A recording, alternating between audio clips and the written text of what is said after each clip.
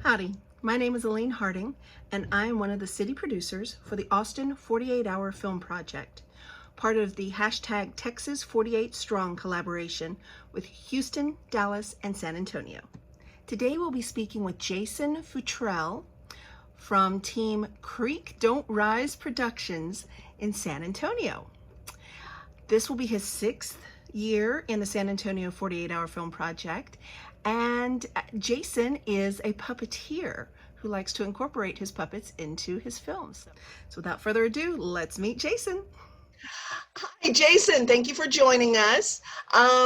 Would you're a filmmaker in San Antonio? Is that correct? Correct, yes. My Terrific. wife and I are a filmmaking duo here in San Antonio. All right. Well, tell us about yourself and your team. Sure. Well, I'm a 9-year Navy veteran. I got out of the Navy in 2015, and around that time, my wife and I started kind of making films again with some friends of ours. Um, and so we've been making films since about 2015 timeframe with the 48-hour film project and otherwise. My wife is a registrar by day, Mhm. and I am a puppeteer, out of work puppeteer. I'm trying to find work as a puppeteer, and mostly I'm making my own work. So yeah, there's a lot more. I'm from Pittsburgh, and then the Navy brought me down here to San Antonio. I married a Texan, so I can't leave. Well, thank you for your service, and we're glad to have you as a part of our family. Sure. Texas family and the filmmaking family both. Let's see. So how long have you been, you said since 2015 you've been involved in the 48? Yeah, so my wife and I in 2015 started working with some friends of ours, and they use Mala Mujer Media is the company, there is the project that they work under.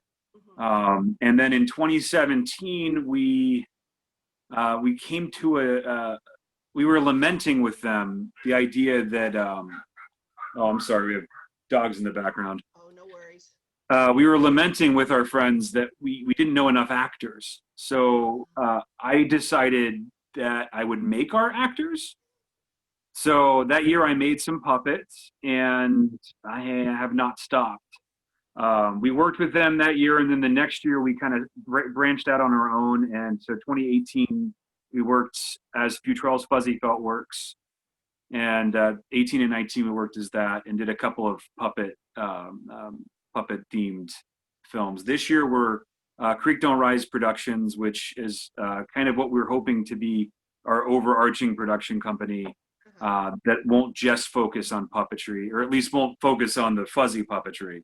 Um, I'm currently at UConn in their online graduate certificate in puppet arts, and hopefully we can do some other forms of puppetry. Right now I'm doing shadows, so we might be doing some shadow or stop motion work this year. We'll see. Cool. I'm not very familiar with shadow puppetry. Can you tell me more about that? So shadow is, I mean, it's basically you have a light source, you have a Mhm. screen, and then you have opaque objects that go in between the light source and the screen and create shadow. Okay. And so So you just animate sounds through like that. very cool. And what the things that I make tend to also have some translucence to them, where you can, I use like a vellum, and I'll color vellum, and any parts that are open in the opaque shadow, I'll cover that with the vellum that's colored, so you have some color to go along with the darkness of the shadow. Although some shadow puppeteers will argue that that's not truly shadow, uh, it is. Yeah, well, it's an art form and art evolves, so Right. Yeah, yeah. that's really fascinating. Well, Um, I mean, it's one of the oldest forms of animation as right. well, shadow puppetry. Lottie Reiniger in 1926 did a film called The Adventures of Prince Ahmed, and it is a shadow stop motion film, full length, feature length film, and it's absolutely beautiful, and it's shadow stop motion. So Very cool. Wow. And how long have you been involved in puppetry? since 2017, Oh, okay. so So, wow. Yeah, 2017. Like I said, I started making puppets, and this year I really got a chance to kind of educate myself. A lot of us kind of are self-taught, Yeah. self-made puppeteers and puppet makers, but this year I attended a puppet intensive in Banff, Alberta, Canada in Mhm. January prior to COVID, so I was able to actually travel internationally, Yeah. and that was phenomenal. And now I'm expanding that into some pedagogy by taking this certificate program at UConn. So. That's really incredible. Kudos for thinking outside the box in 2017. You never know where those new ideas are going to take you. That's really cool. Well, and they're Um, old ideas too, so it's nice to kind of they're new right. to me, but they're old ideas in the world. But I'm trying to bring them.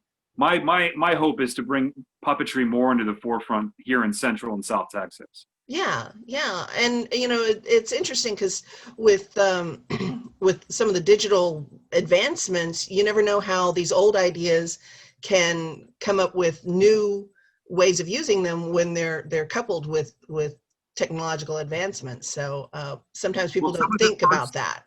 some of the first animation was actually puppetry. Jim Henson sponsored this idea of like creating animation but having a control of it. So Uh-huh. he made these animated creatures that were animation, but you controlled them with a remote control. Oh, So neat. they weren't animation; they were puppetry. Uh, yeah. So and That's it's really just kind of cool. continued down that. It's I don't know. It's an interesting time to be involved in that art form. So That is true. That is yeah. true. Um, I had a thought and I just lost it. I haven't had enough caffeine yet.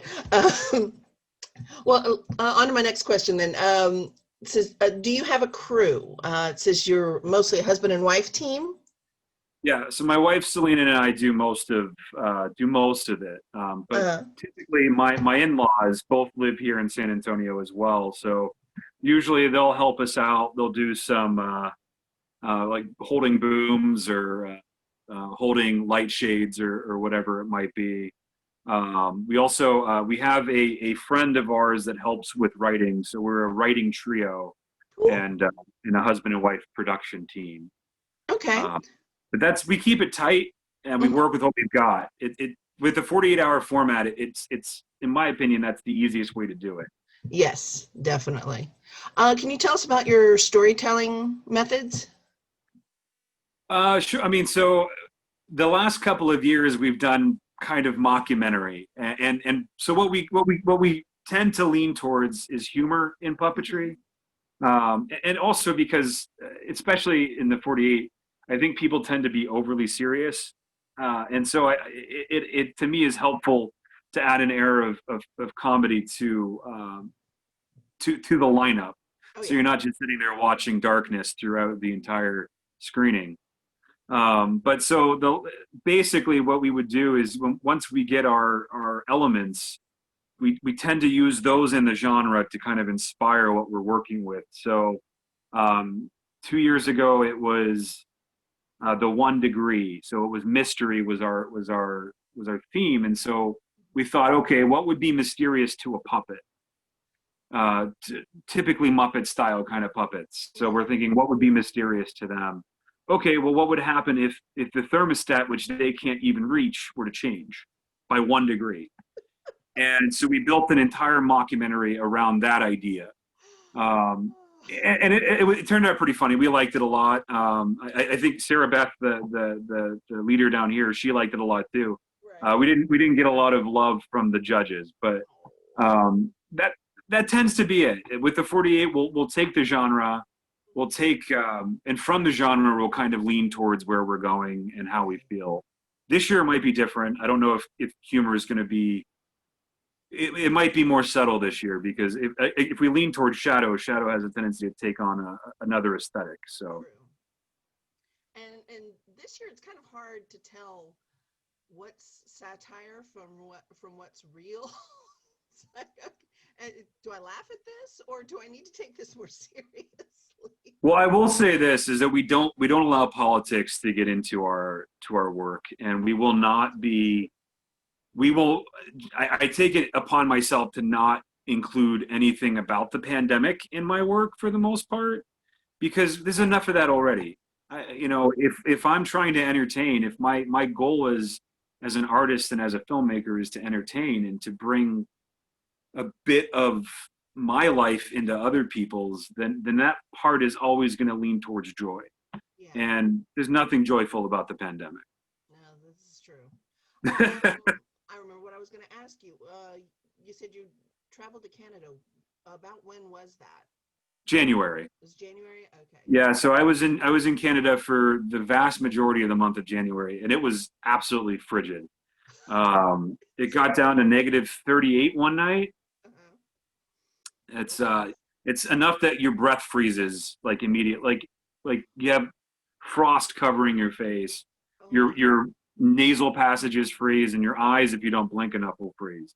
oh my gosh. Okay. Yeah, it was Okay. cold, but we were inside mostly. Yeah, yeah. I'm not sure how this native Texan could handle that. I think the coldest. We do Filmapalooza every March, and I think the coldest one to date that I've been to was Seattle. And strange to say, Seattle doesn't get a lot of snow though. it had a little, but it wasn't like ground cover. There were still patches in areas. Yeah, Um, and I don't think it got down below freezing, really. It just it was it's just humid. very, very cold and yeah, very Yeah. damp. And so many hills, and my body didn't forgive me for that one for a good 6 months. It didn't help that the flight there was miserable. I have learned to invest in that extra leg room because I'm Oh yeah. 5'9", and so that's I know I'm not the tallest person in the world. I would hate to think what it's like for someone who's 6 foot or taller. But yeah, When I was in the Navy, and people uh-huh. who were that tall had a miserable existence. So I I can bet. only imagine. Oh my goodness. Okay, so note to self: do not tell my son to go in the Navy. He's supposed to be at least 6'2", and Oh he's yeah. 13. He's almost as tall as I am. So, If he does, tell him not to join the submarine corps. That's a terrible idea. gotcha, He'll be gotcha. hitting his head all day, every day. He wants to be a welder, and I'm like, well, that would probably Navy would probably be a good place for that to No, for learn sure. that. Hull Tech is a really good rating for that, and they always need Hull Techs.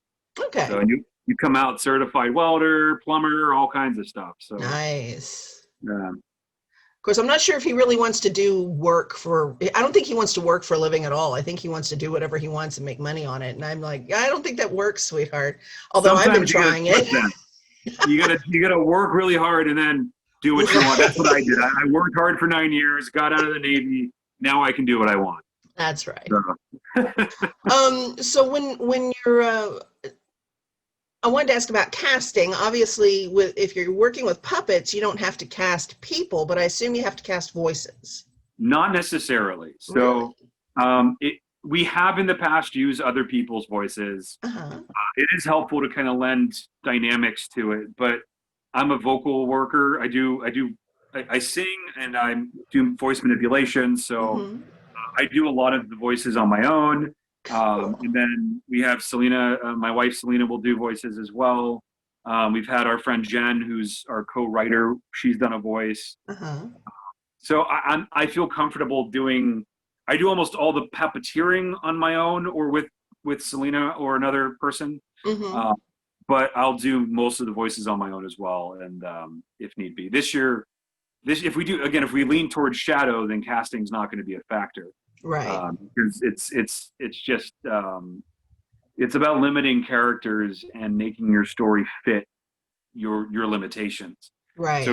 if we have 4 possible voices plus whatever I can come up with, limit our characters to that. So Very cool. And sometimes that's the smartest thing to do, is to work within limitations.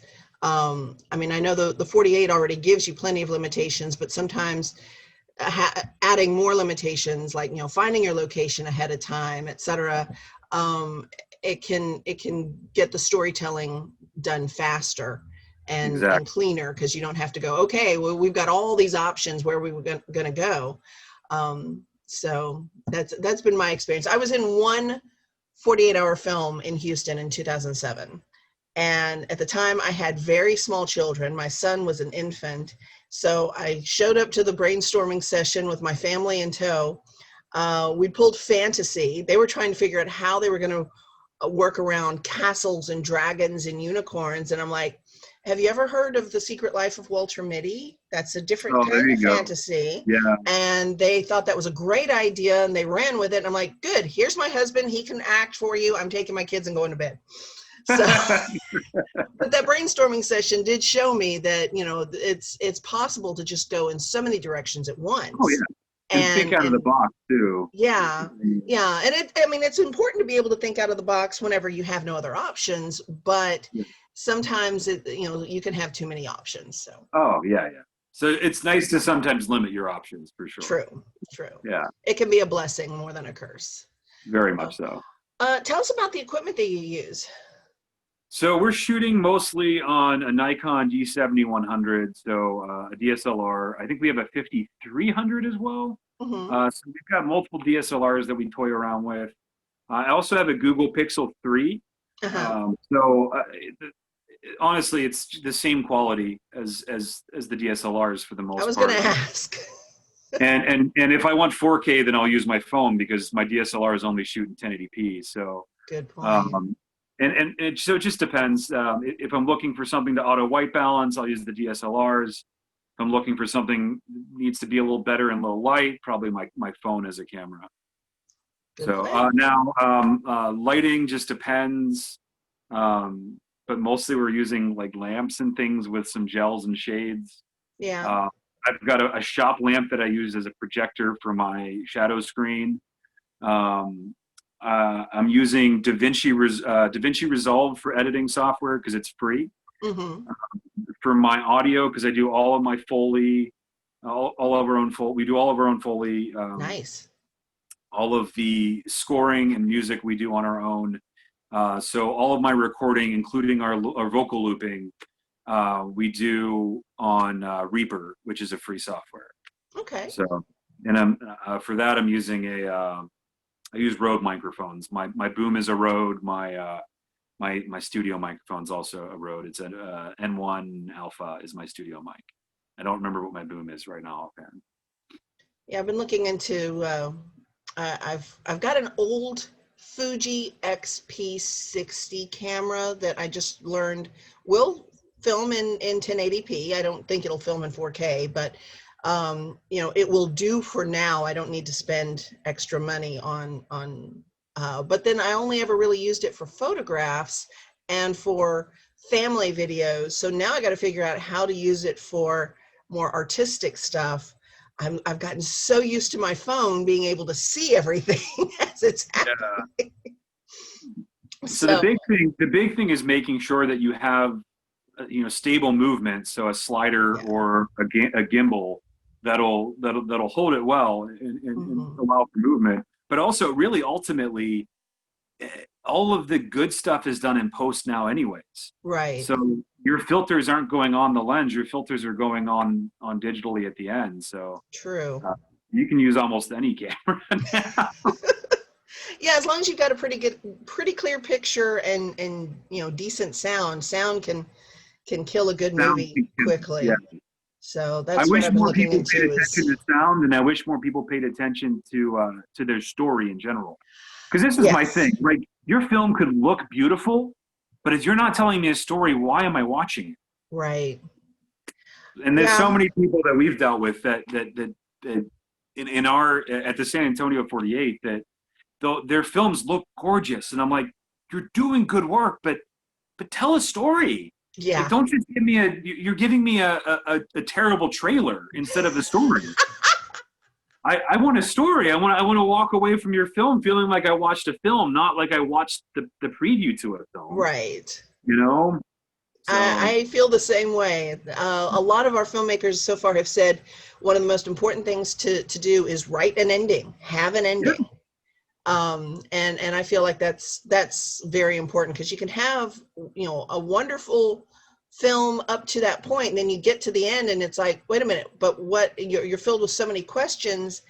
And I mean, there's a good way to do that where it's intriguing and you're like, wow, okay, what could happen, but not what did happen, you know? Right. There's a difference. You want people to ask what could happen next, but you don't want people to ask, what did I just see? Exactly.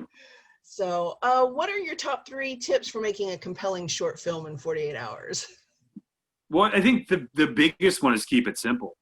You Yeah. know, like we've talked about, it's, you know, it's about working within your limitations. Also working within your skill range. So in a 48-hour film project, you don't want to add too many things that are new. Mhm. So if you've never worked green screen keying before, maybe don't do it in the 48-hour film project. Maybe use that next year after you've worked with it a little bit. So keep it simple, keep it tight, and also, yeah, get in, get out, tell your story. That's Yeah. the major thing is know what you want to know, what story you want to tell. Get in there, tell the story, and then get out. Good plan. Yeah, and yeah, that's basically it. And use puppets because they're easier to work with than actors. Especially during a pandemic. Oh yeah, are you kidding me? We're so geared for this year. I'm so excited.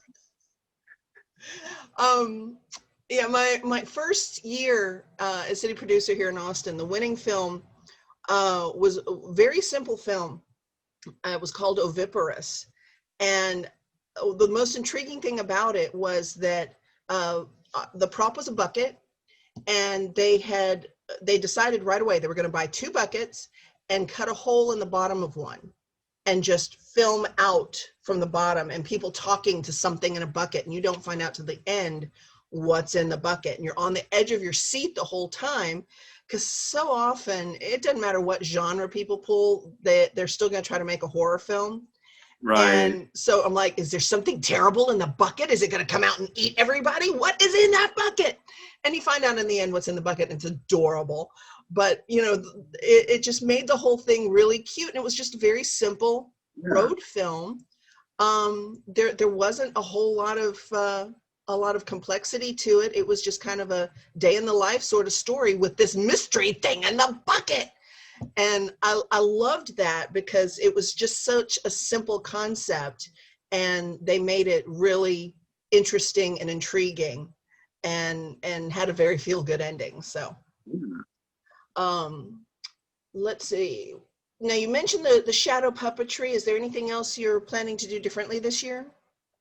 I mean, the main thing is that we're this year we are open to not using traditional hand and rod style puppets, so Henson Muppet style puppets, Right. Which we've used for the past 2 years under the moniker Futurel's Fuzzy Bell Works. So this year, I mean, we might do a piece with just my wife and I as actors. Mm-hmm. You know, it's hard to say. We might not use puppetry at all, but I find that highly unlikely just because I think in puppetry now. But Yeah. That's the main thing that we're doing differently this year. Like I said, our style of filmmaking is very much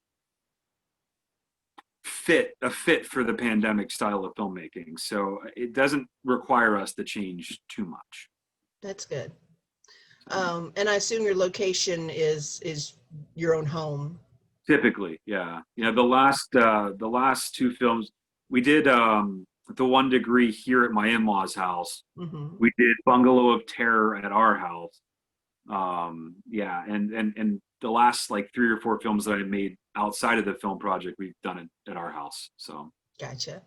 and if it's shadow, it doesn't matter where it's shot. So True. Good point. Oh, wow. Okay. My mind's like blowing up. I have ADHD, so my brain is like going a dozen different directions going, wow, where could you do a really cool shadow puppetry? So if I ever wind up writing a shadow story, I'm going to call you. please do. Yeah. Please do. I am so starving for collaboration. And so if you ever did, let me know. I'd love to work with you. And there's a small puppet theater up in Austin that I've been meaning to drive up to meet those guys, so we could work hand in hand with that. So What's the name of the theater? I can't remember. Okay. you have, I also have ADHD. It counts for my lapses in long-term and short-term Yeah. memory. It'll come to you right after we stop the Zoom meeting. That's how it always works with me. I'm sure. And like right now, the only ones I can think of are all located in Calgary. So. In Calgary? Yeah, there's a lot of puppetry in Calgary, Alberta, Canada. Calgary and Gotcha. Toronto. There's one here in Austin called Small Wonders. Does that sound right? No, it's not that. Trouble Puppet? Trouble. Okay. So apparently It's there's Trouble. a few of them. Glass Half Full Theater does some puppetry. Wow, there's a lot of puppetry in Austin. Who knew? But it's not. It's actually so. I am more gear. I don't like the ones that aim at kids. Yeah. I feel like they take too much of a simplistic view of the art form. And look, like I want to expose children to puppetry. Don't get me wrong, but Right. like we shouldn't lower our artistic standards Yeah. in doing so. So I'm Take kind of torn. A more Phineas and Ferb kind of attitude, you know. Sure. Yeah. Written for kids, but aimed at adults. Yeah. Well, we don't necessarily preclude. We don't curse typically. Right. Like we don't use adult themes, but we don't aim at kids. We're aiming at adults. Yeah. That's wise. I was part of an improvisational children's theater ages ago in Bryan, Texas. And the whole idea was you started out with a fairy tale, and then you improv played for a few weeks and wrote the script from the improv. And then by the time you were actually performing it, it was completely written, but it was adults playing. And of course we had to keep it, you know, safe for kids, but it was still adult imaginations playing. Yeah. And it was really fascinating. And I loved it. Tweedledee and Tweedledum. I played Tweedledum. And it was insane. But I could talk about that for hours, but I won't. But yeah, I think there should be a lot more children's programming that's intelligent, and a little higher brow. I think kids are a lot smarter than we give them credit for, and I know my kids. So are audiences. I mean, Yeah. the fact of the matter is there are so many producers and filmmakers out there that don't trust their audiences to understand the concepts that they want to use, and I'm like, true. You have to trust your audience. If your audience doesn't get it, then that's not your audience. That wasn't your audience. Right. It's as simple as that. But, true. Yeah. So with puppets, you don't have to really worry about costumes or special effects, but where do you usually get your supplies for the puppetry?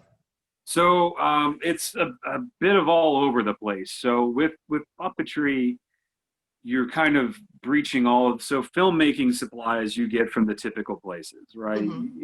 Lighting, you're going to get your lighting usually from Amazon, because there's not really a great place in San Antonio to get stage or film lighting equipment.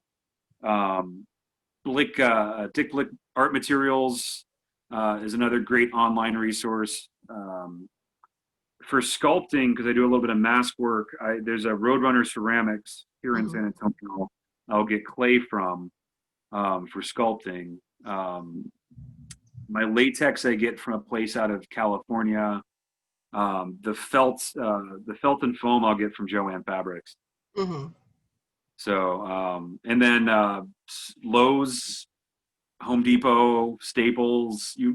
If they have craft supplies and office supplies that can be turned into craft supplies, and that's where.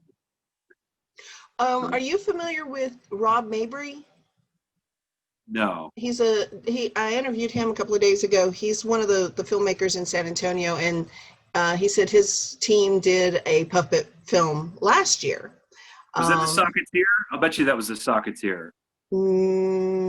I don't think so. He had a picture of it behind him, and it looked like a real felt puppet, but I only saw one other puppet film last year, and it got nominated for something. It's on the website.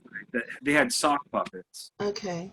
This one, it had the word felt in it, and I can't think of it right now without looking at the video. But anyway, yeah, he said he does. He was talking about making costumes out of a moldable foam, and I thought that was just really Huh. fascinating. So, you So know, most of my costumes for my hand and rod puppets come from the they're like toddler clothes right, from the thrift shop. So right. just easier than making them. Oh yeah, definitely. And Sometimes it toddler can be clothes come cheaper with, too. yeah, and they come with really cool like because half of them are like costumes anyways. So Right. Good point. yeah, And then you said you do all of your own sound design and you write your own music for the yeah. shows. So That's cool. I've been a vocalist since I could speak. So I've been Hmm. singing since I could speak, and picked up guitar when I was 10 years old, and so that's what 25 years that I've been playing guitar. Hmm. And so I do all of my own scores. I do all of my own Foley work, and do all of my own sound design. And like I said, I do all of my own vocal looping for our voices, which is the beauty of puppetry. Is it's a lot easier to sync vocals with a puppet mouth than it is to sync vocals with a mouth. So Good point. I don't even need to use slates half the time. So, That's excellent. uh, Yeah, here in Austin, we started acknowledging original music in our films. So you know, no shame to anybody who gets their music online, because I mean I certainly can't write my own music. I've tried, um, but you know, and if you happen to get really good music online and it really works with your film, then you'll be recognized for that too. But we specifically have one for locally produced and original music because you know Austin prides itself as being the live music capital of the world. for sure. So we figure there's plenty of opportunities to find someone who will do music for your film. And I'm hoping with this Texas 48 Strong collaboration, I can get that to work for some of the other cities too. Well, so Texas is just, San Antonio tends to recognize the original score. that's good. The That's first year that we did it, I was nominated when we were with Mala Mujer Media. I was nominated for our score. awesome. Um, and I worked with my wife's cousin. He was on viola for that. Uh-huh. That was a really fun project. And then the second year, I wrote an original rap song with a friend of mine who's a rapper. So I did the music and I did the vocal chorus, but he did the rap. Okay. And we included that along with the score. And that year was the only year that we've done it that Hmm. they didn't do best original score. Ah.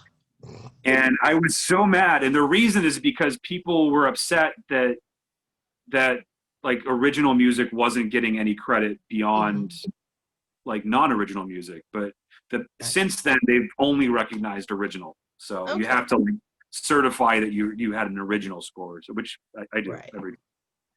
Yeah. So Will if the judges specifically mention a non-original music that you know that they liked the music in a film that did not use original music, we'll put them into the nominations and you know let the judges decide which one of those was best, because that is a skill in and of itself, is finding music that's already been made and yeah, matching it to your film. But more often than not, it seems like the music that the judges pay attention to is the original music. yeah, So if we don't have a soundtrack that stands out otherwise, then we won't give out that award. But if we do, then you know we want to make sure that they get recognized. yeah, for sure. So let's see. What way has the pandemic affected your approach to making a 48 film or any film?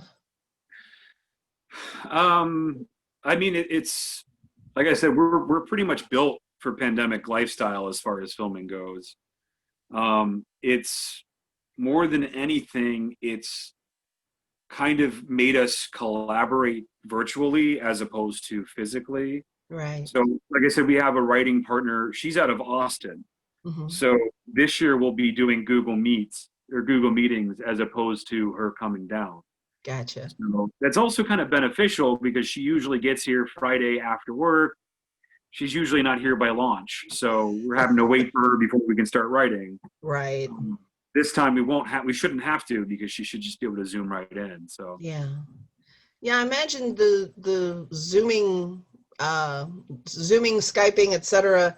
It's going to change a lot of collaborations, artistic collaborations from here on out. Even once the pandemic is yeah. passed, I think people are going to be using it an awful lot more. Oh, I think so. So I'm certainly looking forward to, having meetings that could have been emails. At the very least, having them on Zoom, if not just having an If not email. by email, where they should have been. Yeah. Right, right. People don't always read emails, I found. Well, that's true. So, well, is there anything else you'd like to share with us about your filmmaking in general, or about the 48?